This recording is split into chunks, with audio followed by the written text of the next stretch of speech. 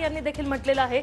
तर सुनील तटकरे यांनी देखील त्यांचं स्वागत केलेलं आहे। मोदींसाठी महायुतीला मी बिनशर्त पाठिंबा देतो, व्याभिचाराला मात्र मान्यता देऊ नका, असं राज ठाकरे यांनी म्हटलेलं आहे। राज ठाकरे यांचं आता काही वेळापूर्वी भाषण झालं आणि यात त्यांनी ही मोठी घोषणा केली, मोदींसाठी माझा महायुतीला पाठिंबा आहे, मात्र व्याभिचाराला मान्यता देऊ नका, असं देखील राज ठाकरे यांनी मनसैनिकांना म्हटलंय।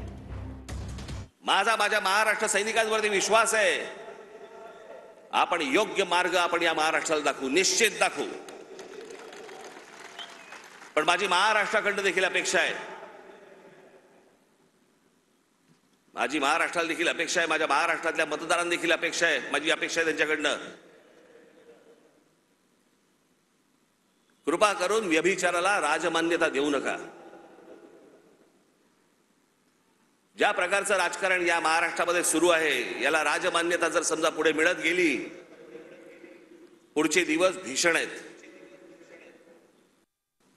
पण या पुढच्या काही भविष्यासाठी, भवितव्यासाठी म्हणून खंबीर नेतृत्वाची गरज असताना, म्हणून मी त्यांना सांगितलं, मला काही अपेक्षा नाहीयेत।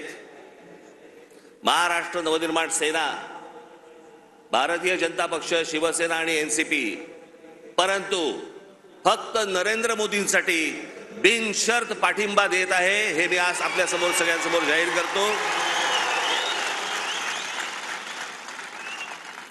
आणि माझ्या गावागावातनं सगळ्या महाराष्ट्रामधनं आलेल्या माझ्या सर्व महाराष्ट्र सैनिकांना मला फक्त एकच सांगायचंय, विधानसभेच्या तयारीला लागा।